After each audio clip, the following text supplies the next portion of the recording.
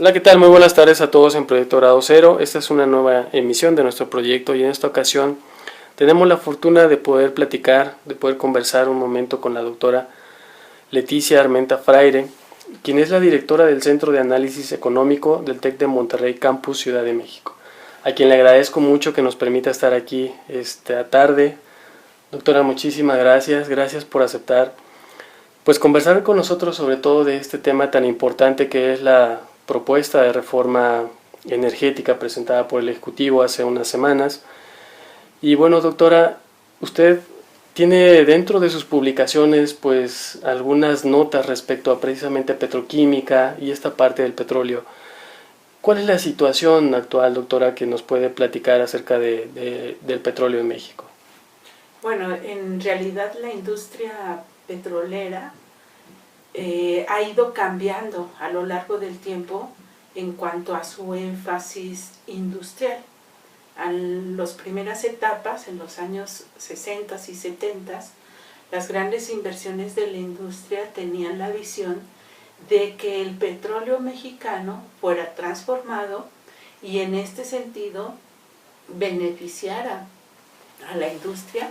Propiamente se generó un gran complejo que venía desde la exploración, la extracción, la producción de hidrocarburos, tanto gas como petróleo, y luego se llevaban a la transformación, se inicia la transformación en refinación y después la generación de petroquímicos. Esta visión de un gran conjunto de actividades productivas en torno a una sola empresa, que en el caso nuestro es Pemex, tenía, insisto, como propósito que el petróleo ayudase a generar un proceso industrial en nuestro país. Sin embargo, hacia los años 90, este proyecto pues se terminó, se fracturó y es propiamente en los años 90 donde se hace una segmentación de la industria petrolera, se desagregan los 4 organismos de Pemex con el propósito de permitir la inversión privada en las últimas fases de la cadena, propiamente la petroquímica. Sin embargo, por las condiciones en las que las leyes se establecieron, realmente la inversión privada a este nivel de los organismos de Pemex dedicados a la petroquímica no se dieron, aun cuando hubo incluso un cambio de legislación y se permitió que los privados comenzaran a producir petroquímicos incluso básicos. En la legislación, de acuerdo a lo que hay el día de hoy, el marco regulatorio permite que la iniciativa privada participe en esta producción. Lejos de haber incentivado la producción del sector privado, lo que provocó es que este sector privado importase del exterior los insumos petroquímicos. Y es así que se da una reversión de lo que era el proyecto inicial. Después de los años 80 es que vemos un alto crecimiento de las importaciones de petroquímicos, al grado tal que hoy por hoy la balanza comercial de la industria petroquímica es absolutamente deficitaria. Es decir, generamos unos cuantos petroquímicos, pero no somos autosuficientes para satisfacer la demanda industrial. Aquí es importante anotar que la petroquímica es la primer fase que genera insumos difundidos para más de 150 industrias. De ella dependen la industria automotriz, la textil, la de aparatos eléctricos y electrónicos, la de los recubrimientos para materiales de construcción. Es decir, es muy amplio hablar de todas las industrias que pueden precisamente a partir de la petroquímica tener estos insumos y generar obviamente valor agregado a través de la transformación. El hecho de que se haya roto el proyecto inicial, pues lo que hace es que ahora sitúa a esta gran empresa Pemex en una condición completamente diferente de lo que era su propósito inicial. Obviamente Pemex, al ser la empresa número 1 en el país, es una empresa que genera mucha riqueza, que tiene un nivel de empleo muy impactante para la economía mexicana, pues eso la hace muy atractiva para los diferentes intereses, tanto políticos como económicos. Y lamentablemente cuando se funden estos dos intereses, pues lo que provoca es una serie de prácticas no convenientes para el futuro propiamente de la empresa. Es así que en los años 2000 se conviene en una reforma inicial a este nivel energético, claro, en dar a Pemex un cariz de gobierno corporativo, de tal manera que pudiera emular a través de esa forma de gobierno decisiones más de tipo empresarial y menos de tipo político, como lo ha venido haciendo Pemex pues prácticamente desde su fundación. En los primeros años, antes de los 80s, esto no había mermado de manera fundamental por varias condiciones favorables que había en el entorno. Por un lado, teníamos yacimientos que se localizaron que hacían que el petróleo fuera fácil de obtener, y entonces los rezagos tecnológicos que no se atendieron en esas primeras fases no se tradujeron de manera inmediata en atraso en la operación de Pemex. Sin embargo, cuando esta empresa a lo largo del tiempo, más de 40 años, va acrecentando esta complejidad en su organización, por un lado, por otro lado, pues los intereses ya creados de los mismos trabajadores de la empresa, también siendo honestos, pues también es cierto que hay intereses privados asociados a la empresa, porque finalmente hay una cadena de proveeduría muy importante a distintos niveles, desde las cosas más simples que tienen que ver con la burocracia hasta las cosas más complejas que tienen que ver con la tecnología y con la forma de explorar y explotar los hidrocarburos. Entonces también es cierto que la iniciativa privada, a través de esta proveeduría, los trabajadores propiamente y el gobierno federal, porque finalmente el gobierno federal extrae de la empresa pues prácticamente el 40% de sus ingresos. Entonces, si observamos, no es un solo interés el que ha afectado la operación propiamente al nivel interno de la paraestatal. Se pensaba que con el cambio de gobierno, llevando este modelo de gobierno corporativo, al emular este consejo de administración en donde hay la participación de los diferentes actores, esto iba a dar un nuevo curso a las decisiones de la empresa. Lo cierto es que los pesos que hay hoy por hoy dentro de este consejo de administración pues no están en ningún sentido balanceados.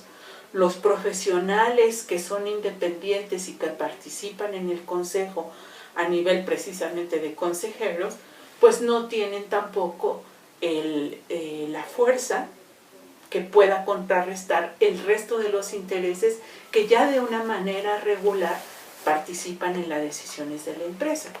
Es por eso que las iniciativas que últimamente se han presentado, algunas han puesto el énfasis al interior de la empresa, buscando precisamente contrarrestar la alta corrupción que se da al interior. Y yo insisto, aquí a partir del análisis que yo hago, no me interesa subrayar una participación o la otra, sino realmente generar un análisis neutral hasta donde es posible. Claro.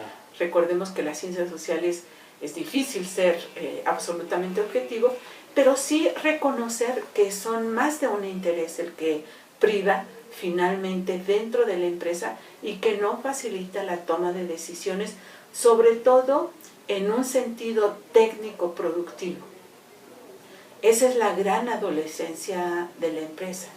Siempre está acudiendo a metas que tienen que ver con objetivos políticos, que tiene que ver con objetivos económicos hacia el gobierno federal. Pero a corto plazo. Exactamente. Y entonces es muy difícil que una empresa satisfaga objetivos de corto plazo que nos llevan a lo inmediato. Normalmente los objetivos políticos son de muy corto plazo, porque tienen que ver justamente con la ratificación de los poderes.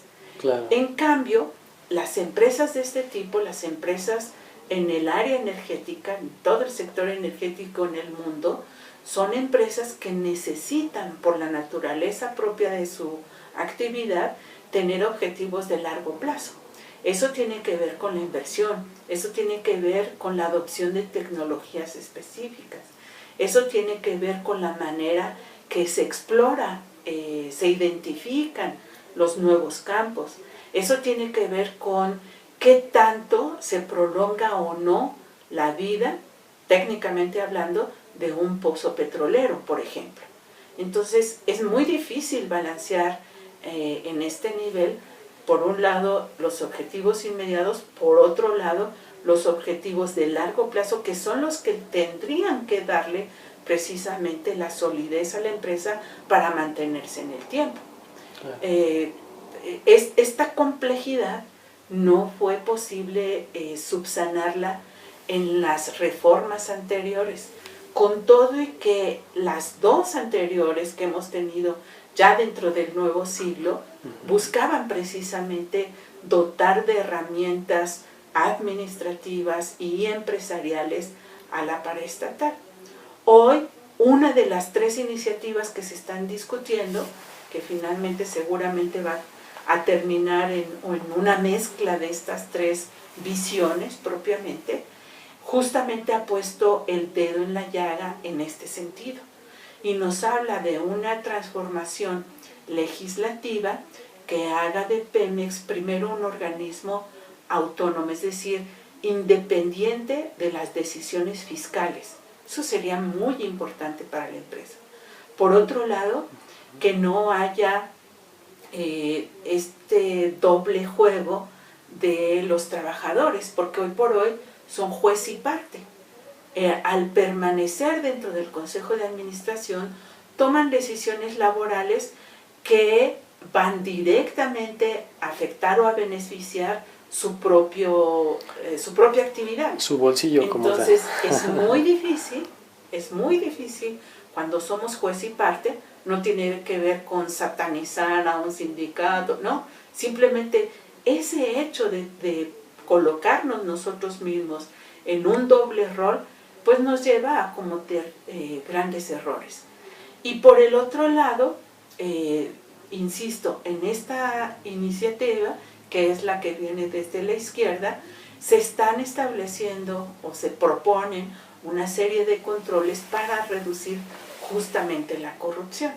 Allí hay más de un trabajo a nivel de investigación que han investigado, han explorado cuál es la cadena precisamente de proveeduría y cómo a nivel de las compras de todos estos insumos que requiere la empresa es que se dan estos tramos precisamente de corrupción, y hay más de una propuesta de cómo aliviar esa parte. Pero, insisto, el énfasis de esta propuesta va al interior, es decir, que todo se mantenga como hasta hoy y que los cambios sean a nivel interno. Yo creo que ese es un valor muy grande, esta transformación interna. Okay. Sin embargo, a mi juicio, no es suficiente, porque hoy por hoy el país es un país distinto del que se concibió en los años 40, cuando se perfiló precisamente este diseño para la paraestatal. Claro. Entonces creo que sí es importante la propuesta, que sí tiene elementos que ojalá sean rescatados por el legislativo. Sin embargo, creo también que no es suficiente para dar esta visión de largo plazo que hoy por hoy el país necesita. Y paso por esa razón al otro espectro. Claro. Hoy por hoy, el mercado energético es un mercado altamente competido. Es un mercado en el que hasta apenas hace unos 15 o 20 años se perfilaba que el mundo iba a migrar de los hidrocarburos a otras fuentes de energía. Una de las más importantes que se contemplaban, insisto, hace 20 años en este espectro, era la nuclear. Y de allí que veamos países muy importantes en términos de su desarrollo, como Francia o como Japón, como los mismos Estados Unidos, que generaron grandes inversiones en energía nuclear, porque esa era la alternativa ante un mundo que veía que los hidrocarburos iban en decadencia, que se iban a escasear por razones naturales de mercado, su precio se iba a elevar demasiado. Entonces, ante ese panorama, la opción era buscar una energía que permitiera bajos costos de generación y que estuviera realmente al alcance de la mayoría. Y yo creo que sí, la energía nuclear sigue siendo una opción, sobre todo hoy por hoy, en el que la tecnología ha tenido avances importantes y que se pueden generar plantas con mucha mayor seguridad que lo que se hicieron en los años 50, que es cuando esta parte del mundo, estos países desarrollados, propiamente invierten en energía nuclear. Sin embargo, los accidentes, propiamente los de Japón, vuelven a contrarrestar la viabilidad de la energía nuclear. Pero propiamente no a nivel técnico, sino a nivel político. Okay. Porque son ahora las sociedades las que se manifiestan en contra.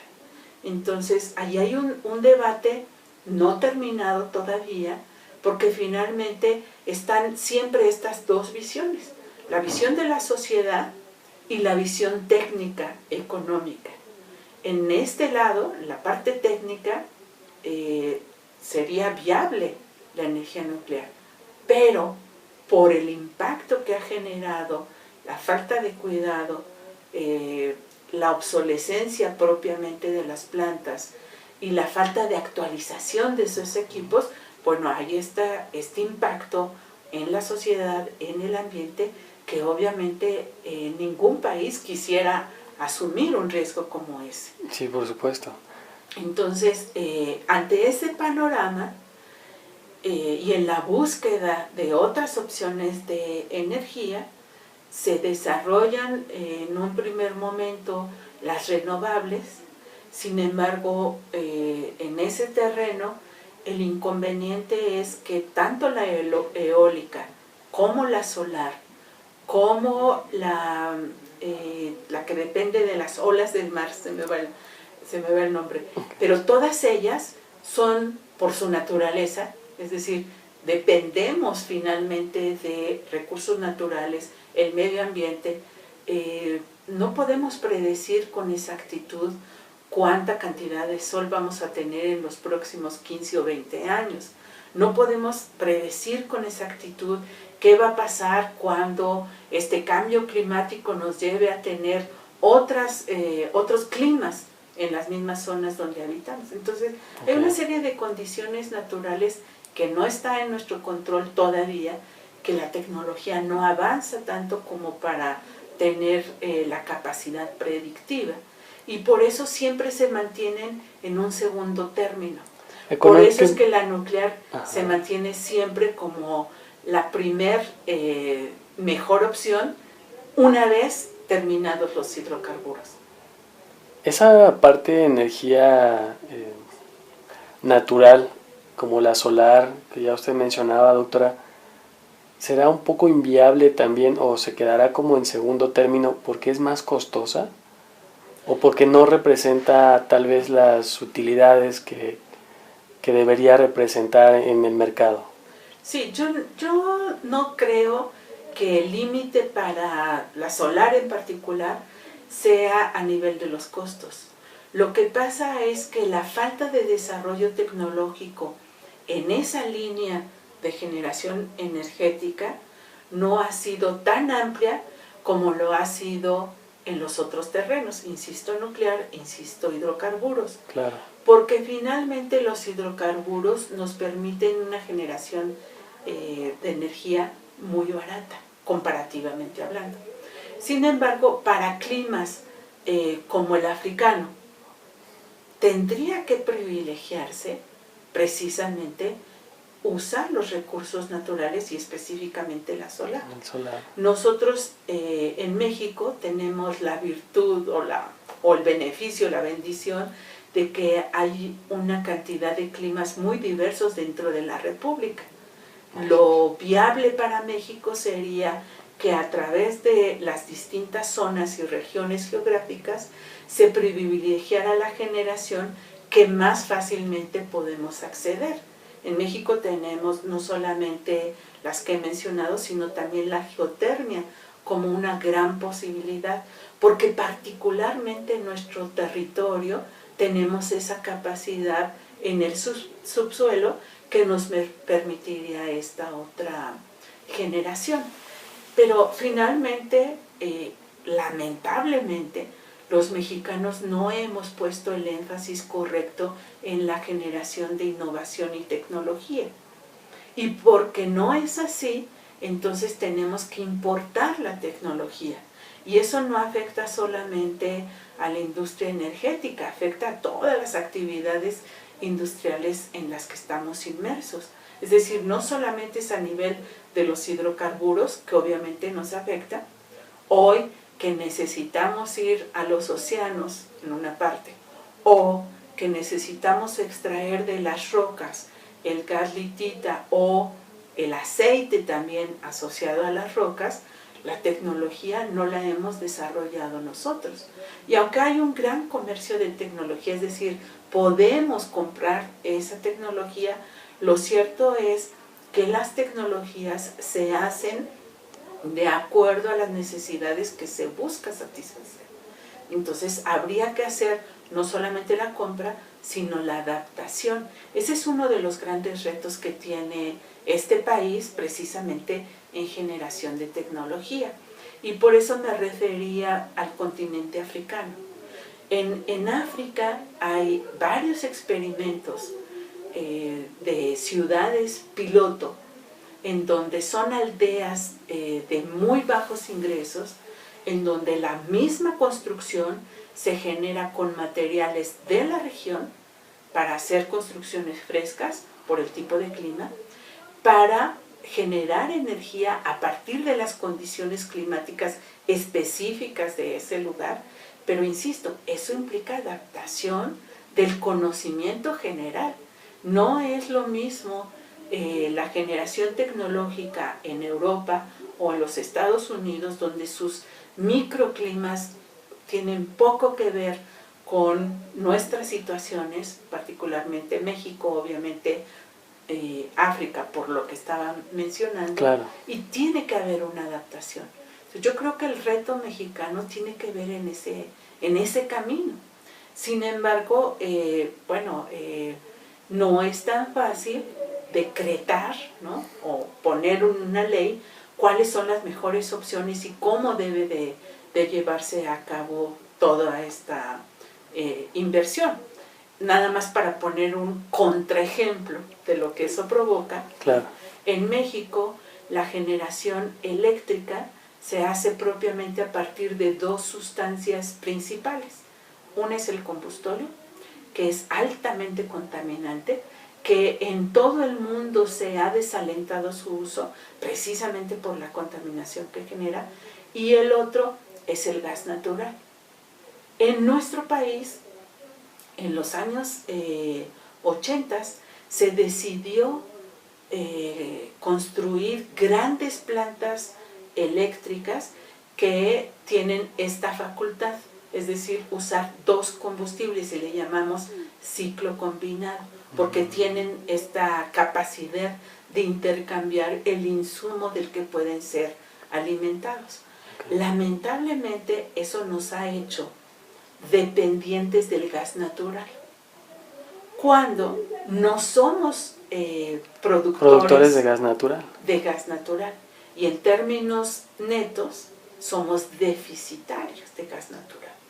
Entonces, hoy, particularmente en el 2011 y 12, México se vio en una encrucijada, porque, dadas las plantas que se construyeron en el pasado, que a mi juicio fue un error político el haber invertido en ese terreno y no en asegurarnos de tener los insumos suficientes para esa inversión, es que son las dos partes. Claro.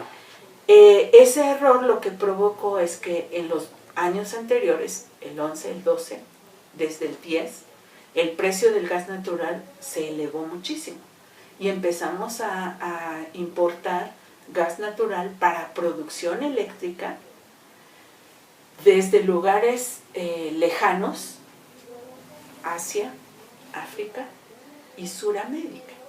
Entonces el solo traslado de esos materiales incrementa muchísimo el costo. En el momento en que nosotros estamos en este gran dilema, los Estados Unidos en su parte sur comienzan a tener una explotación ya muy abundante del gas litita, con un precio del gas que constituye la tercera parte de lo que nosotros estamos todavía hoy importando. Entonces, hasta que llegamos a ese escenario, entonces se deciden inversiones a nivel de los ductos, a nivel del transporte de gas, para traer gas del sur de los Estados Unidos, porque es el gas más barato hoy en el mundo, pero esas inversiones van a ser factibles en los próximos 3 y 5 años. Es decir, hoy se invierte por las inversiones de hace 20 años, claro, tenemos que pagar el costo de una generación eléctrica muy costosa. Y si no queremos que sea tan cara por la importación de gas, muy contaminante. Que es con el combustóleo, que sería la otra opción. Exactamente. Doctora, nos manejan en la tele y la publicidad que precisamente el recibo de luz va a disminuir. Entiendo, y por lo que usted está explicando ahorita, que es precisamente por la generación de luz eléctrica a partir del gas natural. Si tenemos déficit nosotros en gas natural, ¿cómo le va a hacer el gobierno para que entonces nos salga más barata la luz? ¿O cuál es el motivo que les lleva a ellos a argumentar esto? Sí, allí lo que se plantea en la propuesta de reforma del gobierno federal, porque recordemos que todavía hay otra más. Sí, ¿no? Claro, está la del PAN y la del PRD. Sí, pero la del PRD ya esa es, porque claro, es la que se centra en Pemex, ¿no? Sí, así es. La del gobierno federal lo que pretende es precisamente que haya una mayor explotación de este gas shell o gas litita, como también se le denomina, y que entonces a partir de ese gas, que es el que permite que el sur de los Estados Unidos lo tenga a la tercera parte del costo que nosotros pagamos, para dar la referencia, claro, es por eso que se hacen las promesas de que la electricidad será más barata. Eso es cierto en parte. Es decir, primero tenemos que explotar ese gas. Así es. Segundo, tendría que haber una conducción de los yacimientos hacia las plantas generadoras de electricidad, que no es trivial. Y lo menciono así porque la pura inversión de explotación de gas litita lleva a un horizonte de 6 y 8 años. No son exploraciones y explotaciones en donde se abre una válvula y sale el gas. Son exploraciones y explotaciones complejas. Conducir, ¿no?, ese gas implica una gran inversión de gasoductos. Los gasoductos que se han licitado, que están propiamente en construcción, son con la intención de importar gas de los Estados Unidos. Entonces, aunque hubiera una red para aquel tiempo, en 6, 7 años, y yendo todo optimista, ¿no? Claro, siendo optimista. Que los privados están de acuerdo en invertir, por una parte. ¿Y por qué lo pongo como condición? Porque la reforma, o la propuesta de reforma, lo que dice es que va a haber una apertura al sector privado. Así es. Pero, y yo quisiera enfatizar, cuando se dio la apertura en petroquímica, se dio esta baja de las condiciones de tal manera que el sector privado pudiese producir petroquímicos, no hubo la inversión. Lo que hicieron los privados fue importar, no invertir. Entonces, el hecho de que la reforma vaya encaminada a eso no constituye una garantía. ¿Qué tendría que pasar después de aceptada la reforma si es que fuese en el sentido de la reforma del gobierno federal? Tendría que haber contratos que le dieran garantía a los privados de que su inversión va a ser respetada. Porque finalmente la inversión privada se mueve por beneficios. Por supuesto. Y tiene que tener en el horizonte de largo plazo garantía de cómo va a ser su tratamiento fiscal, por una parte, cómo va a ser su tratamiento en el largo plazo, porque son grandes inversiones que no se maduran en 2 o 3 años, que tienen un horizonte mucho más prolongado. Entonces, no es inmediato que eso ocurra. Y si eso no es inmediato, tampoco podemos garantizar que entonces van a ser exitosos en la exploración y explotación y que toda la cadena de generación de suministro se va a dar en ese sentido. Por eso es que puede ser un gran atractivo, sí, pero tiene que ver con las condiciones específicas de cómo ¿cómo van a ser las reglas en cómo realidad? se plasman los acuerdos entre el sector privado y el sector público.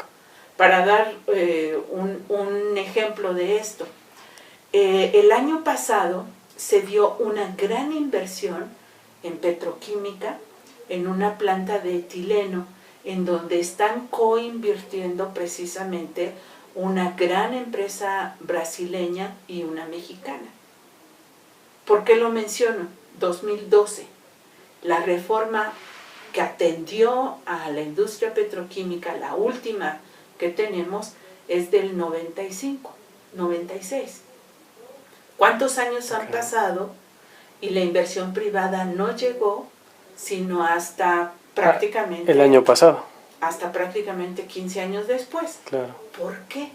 Porque las reglas operativas, finalmente en el mundo empresarial, el contrato es el que va a incentivar o no el que esa inversión prosiga.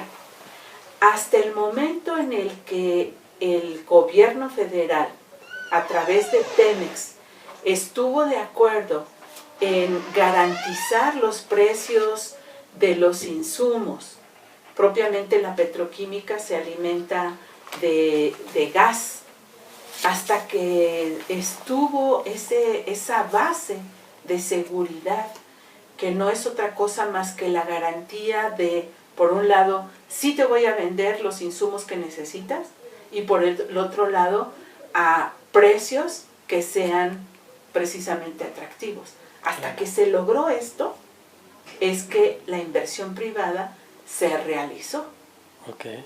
Por eso yo pongo el énfasis en estos condicionamientos.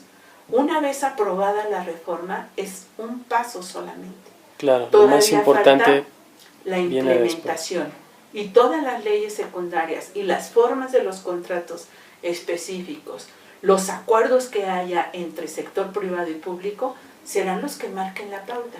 Y es algo que no es inmediato. Claro, y es algo que no alcanzamos a ver precisamente en la propuesta de reforma del Ejecutivo Federal, donde no se habla básicamente de las leyes secundarias, sino simplemente de la modificación a la Constitución. Entonces ahí queda como un vacío. Yo recuerdo precisamente 1 o 2 días después de haberse presentado esta propuesta de reforma, una nota del Wall Street Journal, donde decía precisamente que no había hecho pues mucho gozo, por decirlo de este modo, en las empresas privadas, porque precisamente esperaban más, que fuese más abierta, que fuese más atractiva esta propuesta. Sin embargo no lo fue así. Doctora, comparando un poco con Brasil, y se ha especulado mucho de que Brasil es como el modelo a seguir, se habla también de que México no tiene la tecnología para poder llegar a aguas profundas, a explotar el gas lutitas. Algunos actores nos hablan de que México podría aprender esta tecnología precisamente. Realmente, ¿cuál es la verdad en este punto? Bueno, esta planta de etileno 21 que mencionaba es un buen ejemplo, porque allí hay una coinversión de una empresa mexicana con una empresa brasileña. ¿Por qué? Porque el brasileño está precisamente avanzado en esta línea tecnológica. Okay. Hoy por hoy, como mencionaba antes, la tecnología también está sujeta al mercado, es decir, se puede comprar y vender. Así es. Sin embargo, es necesario, por un lado, los recursos humanos que sean capaces de tomar esta tecnología y adaptarla e implementarla. No es nada más que me den la receta, sí, por sino supuesto. que hay yo que tenga saber la usarla. pericia para usarla, exactamente. Entonces, allá hay un reto. Es importante mencionar que en esa área de recursos humanos sí es cierto que el país ha avanzado de manera muy importante. Hay una cantidad reconocida hoy por hoy en el mundo de que México está graduando muchos ingenieros y tecnólogos en general, más incluso el doble, de acuerdo a las cifras, el doble que lo que hace Alemania. Alemania es uno de los países con mayor conocimiento tecnológico y eso significa recursos humanos entrenados para realizar. Claro. Entonces, eso es por un lado. O sea, hay recursos humanos que pueden favorecer esto, sí. Sin embargo, estas industrias, la industria petrolera, la energética en general, pues sí implican una especialización muy importante. Y lamentablemente México dejó de invertir en el brazo tecnológico de Pemex, el Instituto Mexicano del Petróleo. Y hoy por hoy hace pues trabajos marginales en todo este sentido. Sí se habla de una adaptación tecnológica, sin embargo, pues no está probado, porque no lo estamos haciendo, no está probado que tengamos esa capacidad, ese éxito para en el ir futuro. por los recursos, y ambos, tanto aguas profundas como gas, litita, lutita o shell, como le queramos llamar, implica estos retos tecnológicos. Doctora, económicamente, ¿esta propuesta de reforma es viable? Lo que sucede es que la previsión que hace el gobierno federal sobre su propuesta de reforma energética es, dado que existe una respuesta favorable del sector privado. Si eso es así, y por eso son las cifras que ellos presentan, habría más de una empresa petrolera en el país. Es decir, no estaría solamente Pemex produciendo en esta línea de hidrocarburos, sino habría inversiones privadas que juntamente, a la par, paralelamente a Pemex, no necesariamente en coinversión, aunque también hay ese escenario de que haya participación conjunta, claro. Ellos viniesen. Pero yo vuelvo a insistir, y por eso quise mencionar el ejemplo de etileno 21, porque si bien la legislación cambió en los fines de los 90, lo cierto es que hasta el 2012 se logró concretar una inversión particularmente en ese terreno. Entonces, no hay una garantía, tiene que ver más bien con negociaciones, tiene que ver con la forma específica de los acuerdos entre estos dos sectores, el privado y el público, con qué tanto la inversión extranjera también puede participar en esto, bajo qué condicionamientos. Es decir, hay una serie de preguntas que hoy por hoy no están resueltas. Por supuesto, además como... es muy difícil irnos al final de la película cuando todavía no se toman ni siquiera las primeras escenas. Por supuesto, hay muchos vacíos que no podemos saber todavía cómo llenarse hasta que veamos cómo se va dando esta aprobación, sobre todo de la ley, y después la participación, como usted bien dice, de la iniciativa privada. Doctora, ¿cómo tapar este boquete económicamente hablando? El 40% básicamente de los ingresos de Pemex se van a Hacienda y son utilizados dentro del gasto público, por decirlo así. ¿Cómo lograr, dentro de la propuesta se maneja disminuir obviamente esta participación de Pemex, cómo poder tapar ese boquete por parte del gobierno federal de estos ingresos que aporta Pemex? Bueno, de acuerdo a la propuesta del gobierno federal, incentivando la inversión de otras empresas también petroleras. Esa es su respuesta. A mi juicio, es una respuesta incompleta. Y es incompleta porque el gobierno federal tenía que haber presentado una propuesta de reforma fiscal de gran envergadura a la par precisamente de esta reforma energética, porque finalmente son dos caras de una misma moneda. Así es. Entonces no se pueden disociar, hoy están íntimamente ligadas precisamente porque el gobierno federal depende de ellas. Entonces creo yo que el Ejecutivo perdió una gran oportunidad de llevar a cabo una gran reforma fiscal. En ese sentido, los pendientes que deja la propuesta de reforma fiscal es que sigue enfocándose en el 40% de la actividad económica, es decir, deja de lado el 60%. Y eso es así porque el 60% hoy por hoy se reconoce en la informalidad. Si el gobierno federal no abre esta posibilidad, entonces su único cliente, el único al que puede acudir, somos la población que hoy por hoy estamos sujetas a la formalidad y no tenemos forma de evadir los impuestos. Por supuesto. Y si nos vamos ya al terreno más específico, a mi juicio, la propuesta que ellos hicieron de reforma fiscal alienta la informalidad. ¿Por qué? Porque hoy va a ser más caro ser formal. Sí. Entonces, las actividades que pueden participar, no todas las actividades están en esa situación, pero las que pueden participar de la informalidad, mi interpretación, mi opinión sobre lo que observo es que se van a mover a la informalidad. Y lo que tendríamos que haber visto en esta propuesta es exactamente lo contrario, es decir, una incentivación a la incorporación de la economía informal al sector formal. ¿Para qué? Para que la base de contribuyentes se expandiera y no como hoy el 40%, no quiero vaticinar malos augurios, pero lo que observo es que esa base se va a reducir todavía más, porque el estímulo a la informalidad es muy grande. Claro.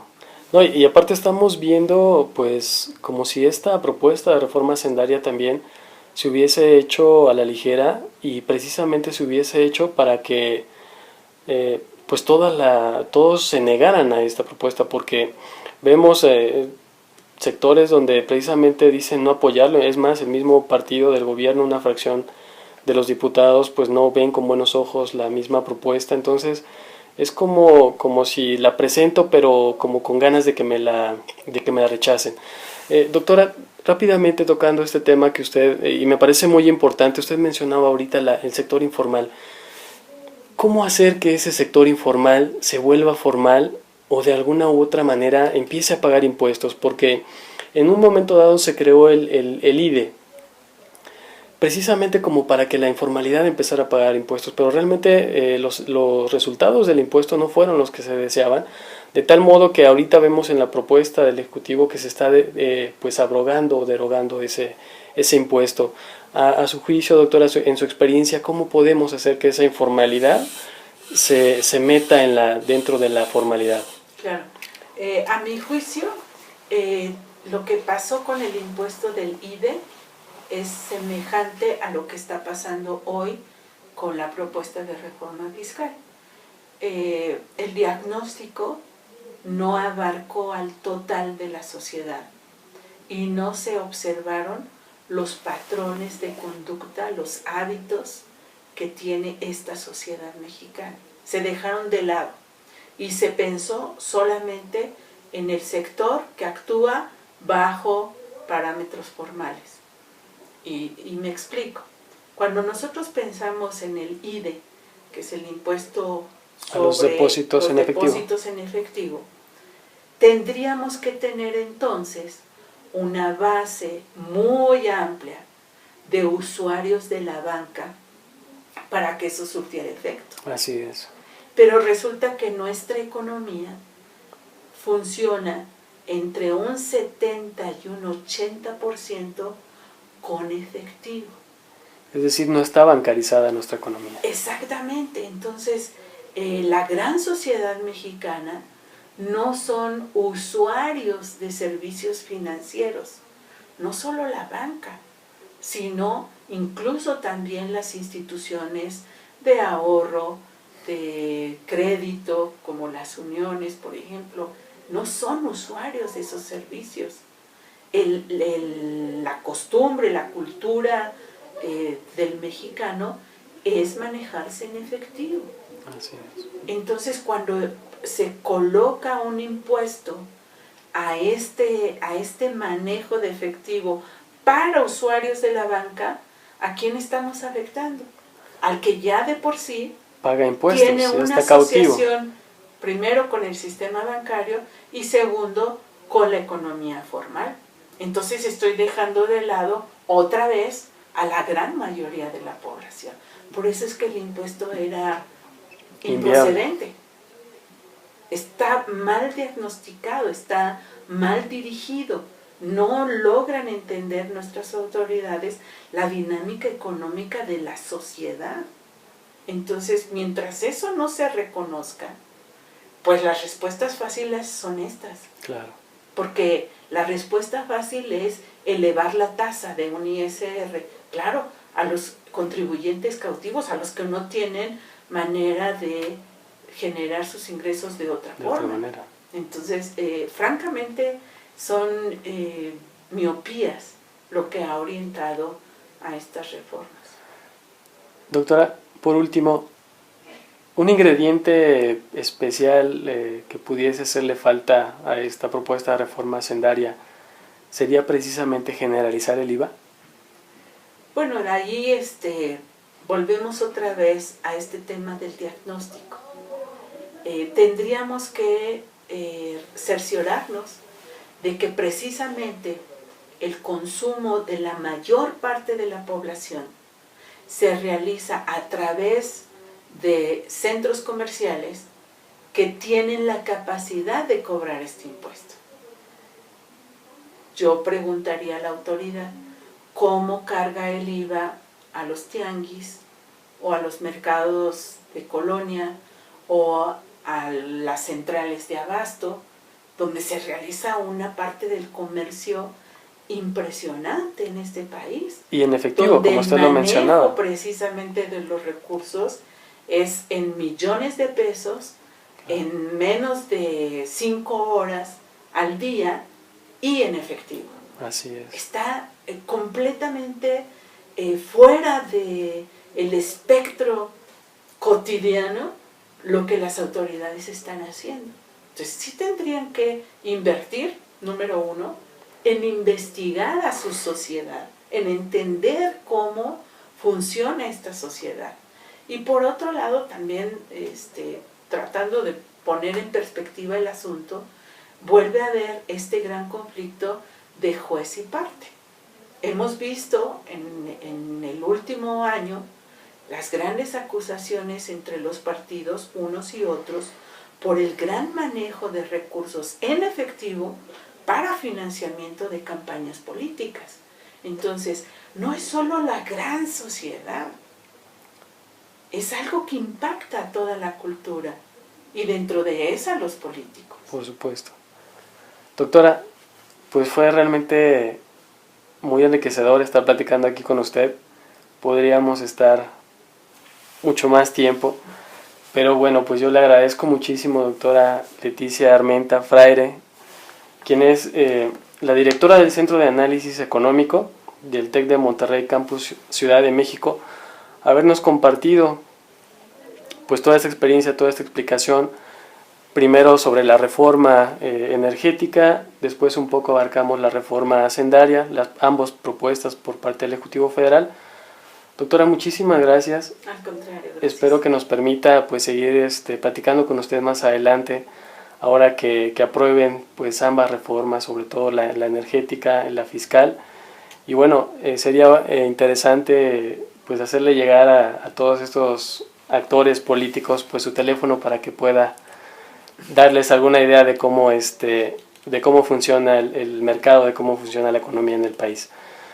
Muchísimas gracias, doctora. Mi nombre es Miguel Ángel Izquierdo. Nuevamente pues estuvimos aquí en una nueva emisión de Proyecto Grado Cero. Pues un placer, muchísimas gracias a todos y nos vemos pronto. Hasta luego. Gracias. Doctora.